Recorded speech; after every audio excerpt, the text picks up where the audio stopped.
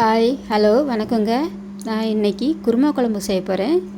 அதுக்கு குக்கர் அடுப்பில் வச்சுருக்கேன். காயட்டும், தண்ணி காஞ்சதும் எண்ணெய் ஊற்றிடுவோம். எண்ணெய் சூடாகட்டும். சூடானதும் கடுகு உளுந்து போட்டுருவோம். கடுகு உளுந்து வெடித்ததும் பட்டை, லவங்கம், சோம்பு, கசகசா இவ்வளோ ஒன்றா போட்டுருவோம்.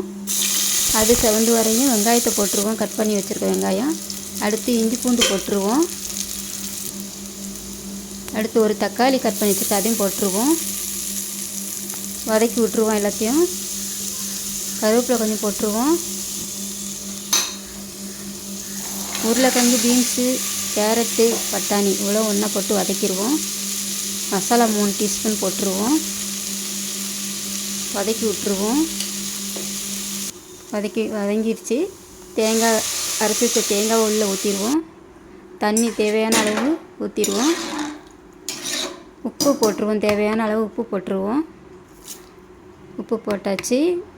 குக்கர் மூடி வச்சு ஒரு 6 விசில் வர வரையும் வெயிட் பண்ணுவோம்.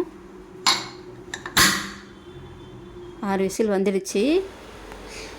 10 நிமிஷம் கழித்து தான் விசிலை எடுத்து விடணும். அப்போ தான் மசாலா காஞ்சி வரும். இப்போ ஓப்பன் பண்ணிடுவோம். குருமா குழம்பு ரெடி.